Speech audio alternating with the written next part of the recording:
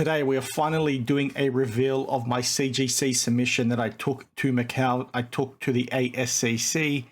Pretty excited to finally get these back because, as you guys would have heard in some of my recent videos, CGC essentially gave me the runaround. Now, there were some other challenges that came up that I haven't talked to you guys about yet. They've since corrected them, but I'll still share my thoughts on the whole process because their US portion of their business needs to be doing a lot better in my opinion, but we'll get to that in a sec. Let's jump to the cards now. Well, actually, before we get to the cards specifically, you can sort of see here the stack of them over here. I just want to quickly reiterate why I use CGC in the first place. They have the best guarantee, as I've talked to in some recent videos, and their guarantee explicitly states within their publicly available documentation that if you're the person submitting the cards, their guarantee applies to you. And that's a huge thing for me, considering I use grading for my PC items first and foremost, because I want them to, number one, authenticate what I own, and then it also gives me added protection, you know, being in a slab as opposed to, you know, being in a one touch that might fall off the shelf. And, you know, if I ever do go to sell something, the peace of mind of their guarantee, in my opinion, does a heck of a lot. Now,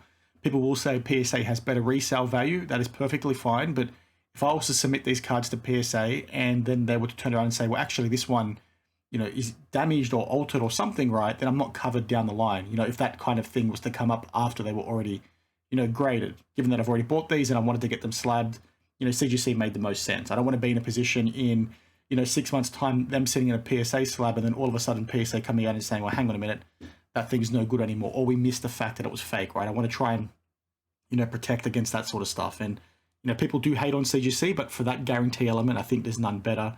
And people have sort of forgotten what graded cards are there to be in the first place, right? You're there to get their authentication. And if a business is not going to stand by their word, what's the point of going with them in the first place? Now, the first one off the bat here is my Marco Verratti 1 of 1. It is from Select 2020, the Euro release. You can see their top left is 1 of 1. The corners are a bit wide. It's a bit hard to pick up on camera, but they gave it an autograph 10, which I think was pretty good on their part, considering I didn't pay to get the autographs authenticated. And I think it's $2 service, if I remember correctly. So I got those for free, but you know, it is what it is. Now, again, grades don't really matter too much. It's more the guarantee, but I'm happy to get a 1 of 1 in that grade, and I think it's pretty fair. One that I don't think is fair is this one. So this is Christian Vieri. It's a flawless soccer card, 8.5. The reason why I don't think it's fair, and I don't know if it's going to come up on camera. I'll try and show it for you guys. But along the top edge of the front and the back, there's like chip work in there. And you can sort of see one there. I'm pointing. There's a few more, but if you guys look up this cert number on their website, you'll see that there's a heck of a lot. And the reason why I don't think it's fair is because I think they've severely overgraded it. Now, I asked them, I think you made a mistake here. Do you want to check it again? They said, if you want us to check it, you have to send it back. I'm not going to pay for it to go back to them. I'm happy with the card's in case, like I said, but when I do go ahead and sell it, I will be disclosing it to a buyer that it has damage and it's probably overgraded. And this one's pretty cool. If you watch my ASCC vlog, you will see that I picked this up at the show. They had already purchased it. Card Hobby was holding it for me. It got a 9.5, which I think is always quite good for a card, especially of this thickness. I'm chasing all the gold cards for the Chelsea-related players. This one has the logo in there, which is quite rare. And the other reason why I sort of probably overpaid to pick this up is the fact that that autograph or that marker on the boot looks like his autograph. And, you know, from the research I've done, I'm pretty sure that is, in fact, his signature. Now, this one, again, I'm very happy with as well. It got a 9.5, and I should reiterate, I've already checked the grades beforehand. So this is Oscar, another Chelsea, you know, stalwart. He played there for a few seasons. He's playing in China, went there too early. But happy to get this in a 9.5. That is part of his, you know, nameplate, which you don't see too often in soccer. It's quite disappointing that it's not stitched like it is in basketball, as an example. But the main reason why I bought that as well, I'm chasing the golds, like I said, but then also the cooler looking relics within them. Now, I've talked this before. I'm going on a tangent now, but what you know, what Panini did for Flawless Soccer was really dumb. That they put some really crappy patches in some of the lower tiered stuff. So you'll see golds with, you know, the same patches that they're putting in silvers, which is, you know, idiotic, which is the reason why I'm trying to target the things that I am.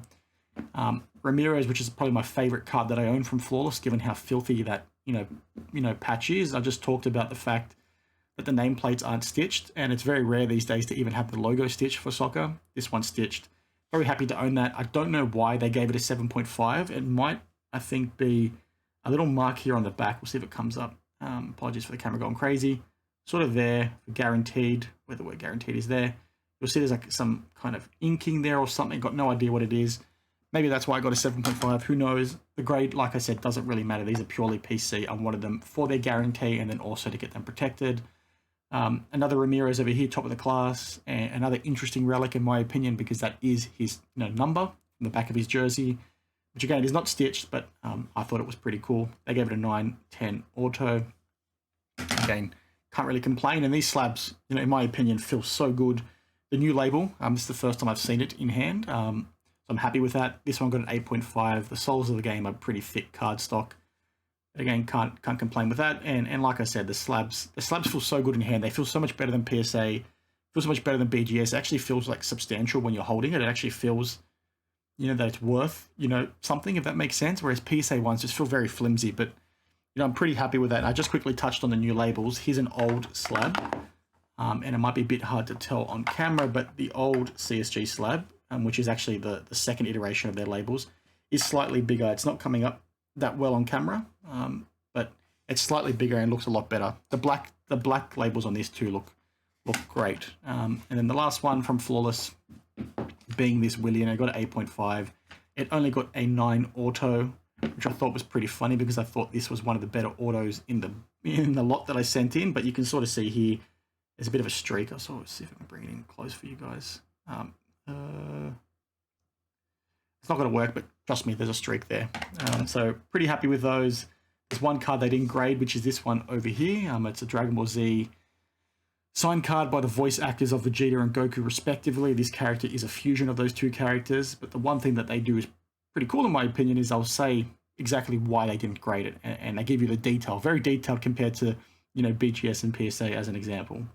But they go on to say it needs documentation for autograph cards, could not find source information from the manufacturer. And that's pretty fair because these were released by Artbox, and that's a trading card company that produce a lot of TV show related things and stuff around movies for Lord of the Rings and Harry Potter. Did a lot of that kind of film card stuff as well, but they don't have much information online. And what this card is basically a re-release of a Japanese set that they brought to America, and the way they sort of try to get more excitement around it was put autographs in there of the voice actors as chase cards within the hobby boxes, and it's really hard to find information.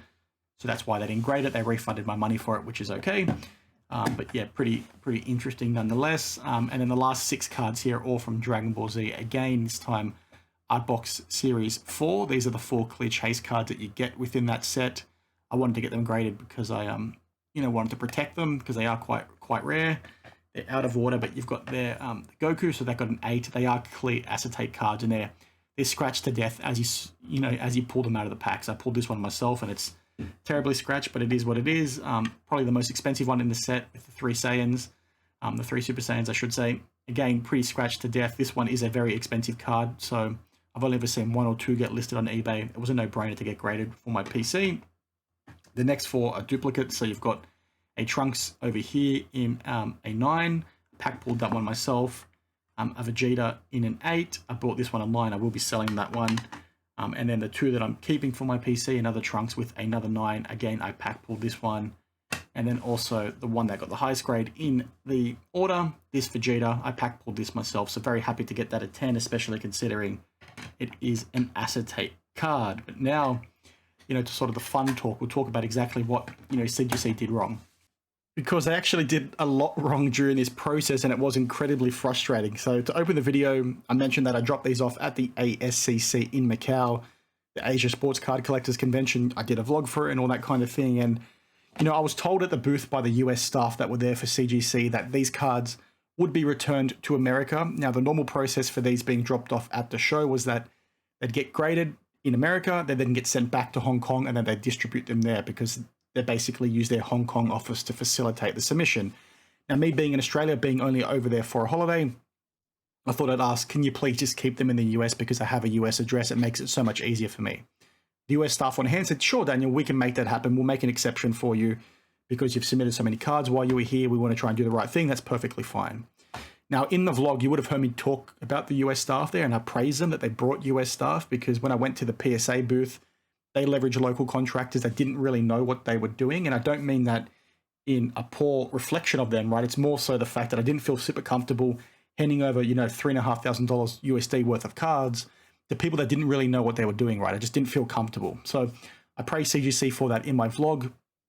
My cards get to America, they get graded, and sort of I had a thought, well, let's just double check that it's actually going to my US address because I've got cards waiting to ship home. I want to understand how this process is going to work. Spoke out to the people on Instagram, spoke to them via their customer support via email. Both parties, after saying no, they have to go back to Hong Kong, said, Daniel, we're going to make sure they go to your US location because you've also already paid for US shipping when you facilitated your order. All great. Everything's all, going good so far. My cards get graded. I check the grades, pretty happy with how things turned out, even though the grades don't really matter to me. And then the cards go ahead and get shipped. I check the tracking. They are going to my US address. Fantastic.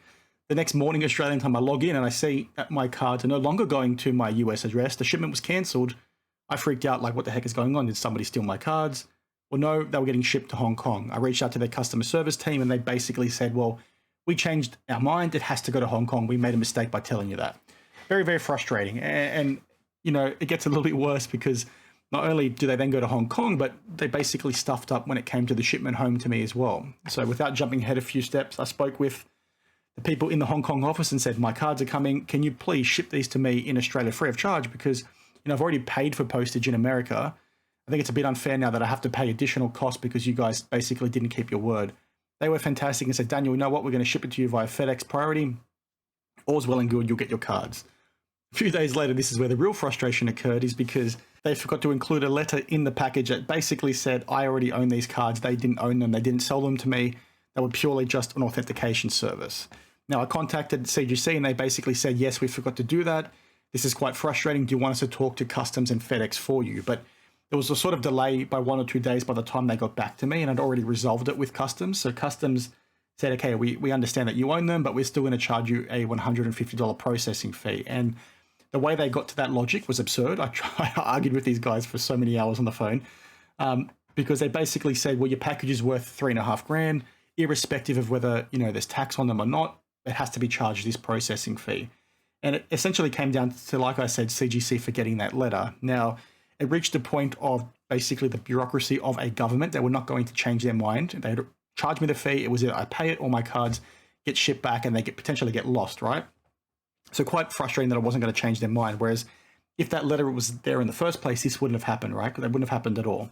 So I went back to CGC with that and they basically came back and said, well, yes, we are completely sorry about this. We're thankful that you have been communicative with us. We're going to give you a credit. So a credit to the value of that $150, which, to some might sound like, well, maybe they should have given you more. That's probably fair. But, the Hong Kong office, I think, apart from that one minor mistake of forgetting that letter, try to do everything they could for me throughout this process. So whilst, more money and more of a credit would be a good thing, at least I'm not out of pocket for anything because I was going to use CGC again, irrespective of these issues. But it's just a really frustrating one. And the reason why, I think the finger pointing has to go back to the US office is they clearly didn't apply any common sense here. And yes, it is a first world problem, the things I'm complaining to you about, but it's a concern when, $3,500 USD is a lot of money for me. It took me a long time to acquire these cards. And the concern I had is basically them shipping it all over the world when they told me it would only go from, Hong Kong to the USA, it would get graded, and then it would go to my address, right? It's now gone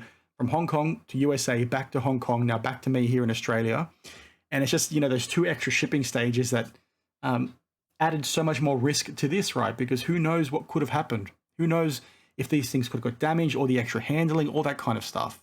Maybe that is just me being a bit out there with my critical thinking of these guys. But, as a customer, it's not what you want to see. And for them as a business to sort of say one thing and then do another is not a good thing for them. Then to mention, the other mistakes they've made where it looks like they've severely overgraded a card. Some of the slabs have dirt inside them that I didn't show you when I took you through it. It's just, really frustrating for them to be doing that as a business. Now, some of you guys in the comments will be pointing back to the Hong Kong office and say, well, they made that mistake. You shouldn't have had to pay any fee at all. That's fair, but I think, they've only recently opened. I want to cut them some slack because, they were communicating really well throughout the entire process. I got responses, especially with senior people, relatively quickly, right? They were escalating things. They didn't know I had a YouTube channel or anything like that. To them, I was just an average customer. And, for them to talk the way they did and sort of reach out the way they did and try and call me here in Australia as well, I forgot to mention that, I think is a really positive thing. And it's something that we need more of from businesses within this hobby, because when I've tried to communicate with the US office specifically, they've been really slow to respond. And, if I was waiting on a response from them about the customs issue, Customs would have just shipped my cards back to Hong Kong, and then who knows what would have happened to them from there on. Maybe they get lost, maybe they don't, but you know, that's sort of the situation that you're in. Now, I know this is turning into a pretty long video, but it's just a really frustrating thing that you'd expect a business to sort of get right. Like, you've got policies in place.